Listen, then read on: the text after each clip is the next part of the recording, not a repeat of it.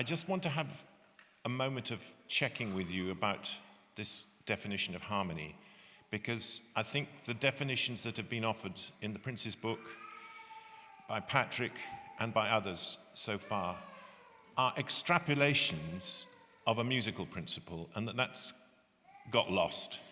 And I want you to bring you back to that, because the definition of harmony is the combination of simultaneously sounded musical notes to produce a pleasing effect. Now that may seem miles away from the subject of this conference, but I want to show you that it's not, and that it has an impact, and that impinges directly on the way we look at the world, the way that we look at nature, and the way that we look at the environment. Because from that comes the idea of the state of being in agreement or concord, the quality of forming a pleasing and consistent whole. Those are the holistic definitions of harmony, but they come from a position of music.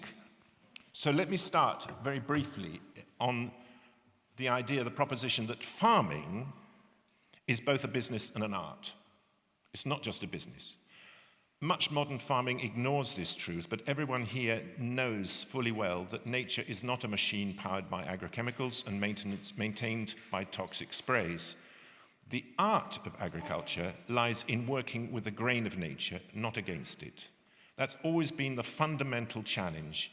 As a farmer, you have to use your wits, first to observe and then to follow the processes of nature as they reveal themselves to you on your particular plot of land. These are bound to be distinct and individual according to the soils, the topography, the microclimate, etc. And once you've fully grasped these principles, you then need to learn how to harness and cajole nature, or woo nature rather than cajole her, into working for you. But that's just the start. You then have to balance all that with external factors, inconvenient external factors, such as the market price you can get for your produce, how to keep a lid on your fixed costs and overheads, managing the farm balance sheet or overdraft, and keeping the bank manager sweet. You know all about that, I'm sure. And then factor in for good measure the vagaries of weather, climate change, and so on.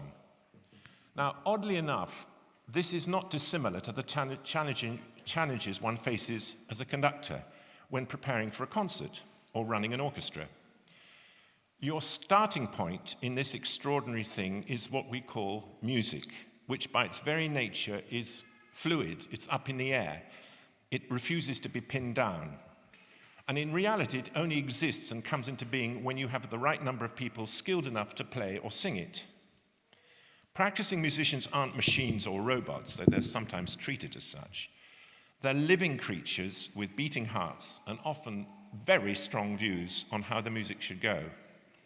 Oppose them, and you'll end up with a sterile performance, a bit like applying units of bag fertilizer of agrochemicals and destroying the soil structure of your farm. Instead, just as you observe nature at work and listen to what it's trying to tell you, so you need to listen to your musicians, how they play, how they interact, and then make sure you adjust to what they bring to the party before you try to persuade them that the music goes this way and not any other way. Then, with any luck as a conductor, you have at least the permissive basis for a passable performance and a concert that might just give pleasure to people. But then along comes the business angle, the exorbitant costs of rehearsal, the price for renting the hall, the economics of concert promotion, the attractiveness of the program, the box office sales, union rules about pay and rehearsal times, keeping the bank manager sweet again. All things that one way or another will affect, ultimately, the quality of the performance you're about to give. Just like farming, classical music is a balancing act between business and art. Diatonic harmony in music can be divided up between intervals that are consonant and those that are dissonant. Or, as Ben Jonson put it, all concords born of contraries. The aim of music is to weave elementary sounds together into combinations and sequences which give pleasure to the brain through the ear. The aim of sustainable farming is to produce healthy food that gives nurture and pleasure to the stomach while being harmonically consonant with nature. In farming, dissonant notes are struck through the promiscuous use of agrochemicals. Good animal and plant husbandry and the business side of farming need to be reconciled harmoniously. But in our century, they are rarely so. Too often, they strike a bum note. Now, there is an ever-increasing tension between our brains and our reliance on animal instinct. It affects our ability to change or modify our environment, but also our capacity to destroy it. The extraordinary development in the human brain's size and structure allows it both to receive sensations and to engage in abstraction, reflection, and the weighing up of our goals. With this freedom comes colossal risk. It can lead to a disorderly fight between our reliance on the technosphere, our capacity to invent machines and computers and so on, and concomitantly our blunted response to the biosphere of living things. I suspect many people here share the sense that something fundamental and possibly irrevocable is happening to our ability to keep these two worlds in balance, as more and more we seem to be substituting the artificial and fabricated for the natural, the controlled for the uncontrolled, the planned for the random and spontaneous. We're witnessing this second decade of the 21st century a staggering acceleration in the power, extent, and depth of man's interventions in the natural order. This is not to decry the incomparable inventiveness of scientists or the huge benefits to humanity, but to draw attention to what it's costing us, has already cost us in terms of our health, longevity, and our stewardship of this planet. We foul our habitat wherever we go. Social anthropologists will tell us that agricultural practice, as opposed to mere sustenance, as opposed to mere food gathering, began as a priestly ritual connected with the sustenance of the soul and with the propitiation of the gods. But what modern farmer today considers himself a ritual priest? The sacramental element in farming has been almost completely extinguished. The farmer is now a mere producer. And yet, in our folk songs, in our folk dances, there's still a flicker of that sacramental attitude. Look, for example, at the historic use we make of fire. Fire helped to clear forests and fertilize fields and was critical in the invention of settled agriculture in imitation of nature's cycles of growth. It led to the making of tools, to cooking, to heating our living spaces, to the smelting of metals, but also to the weapons of war. It's not an unmitigated good. We do well to remember that the ancient myth that we stole fire from the gods. Prometheus, the thief, was then chained to the bare rock with a vulture attacking his vitals to avenge the blasphemous act. Our freedom and power to shape our environment can lead to overweening pride, spilling over into the risk of destruction. We seem to have lost our sense of wonder at the Earth's unique, delicate, fragile life-supporting systems, the very things that nourish, enliven, and enrich our existence. In short, we've lost much, if not all, our sense of harmony, of what it's like to be in harmony with our whole physical environment. Harmony, by its very essence, predicates and generates balance. A balance between opposing forces, the quality of forming a pleasing and consistent whole, or, as I've already said, as a purely musical definition, the combination of simultaneously sounded musical notes to produce a pleasing effect. Well, that's all very fine in theory, you might say, but what on earth has that got to do with saving the planet and our reconnecting with nature?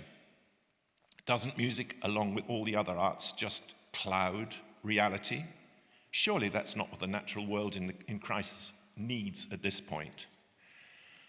Well, I want to convince you that there is no more urgent task than the one that music once fulfilled, continues to do so in certain societies, and can still do so today. But for that to happen, first we have to squash our prejudices and fears that classical music is somehow too difficult, too esoteric, not for us. Just a spectator sport directed to and understood only by an elite, suitable only for toffs, the exclusive preserve of class, education, and wealth. And the truth is, of course, that classical music is often shy of stating its own case. On the one hand, it is presented as one of the greatest achievements of the Western mind, but on the other, it may betray its origins in social privilege and exclusion.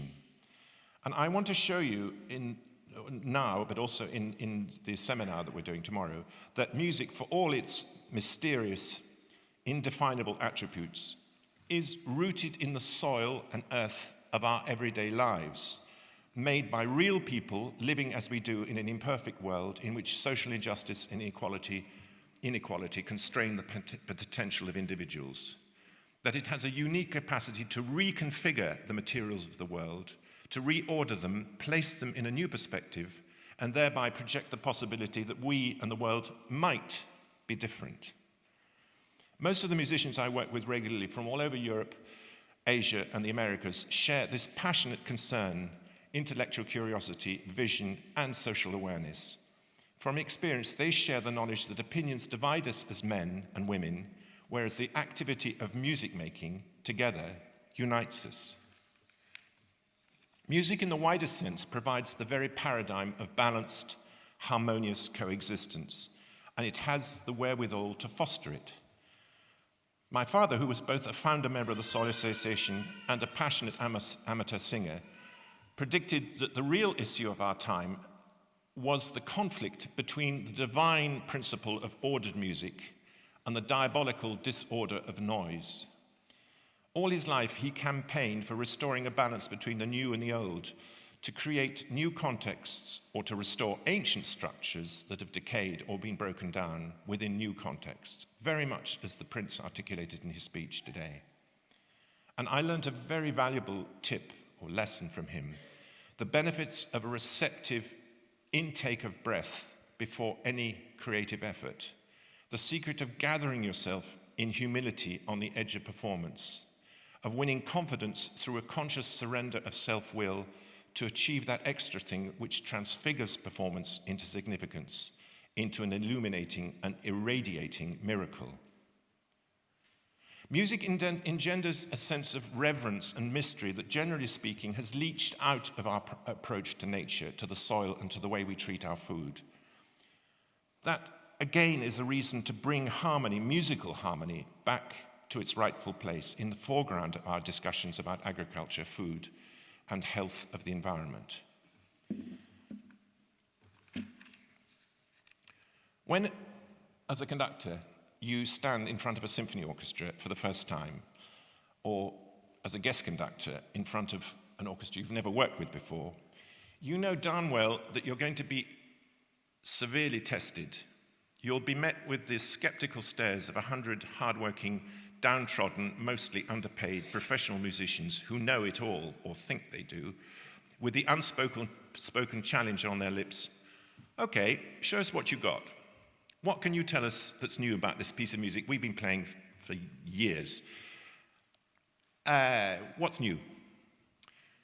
As a conductor, and I don't mean just at the start out when you're green and fresh, but every single time you step onto the podium and meet a new orchestra, you know that you stand or fall by the first impression you make on them.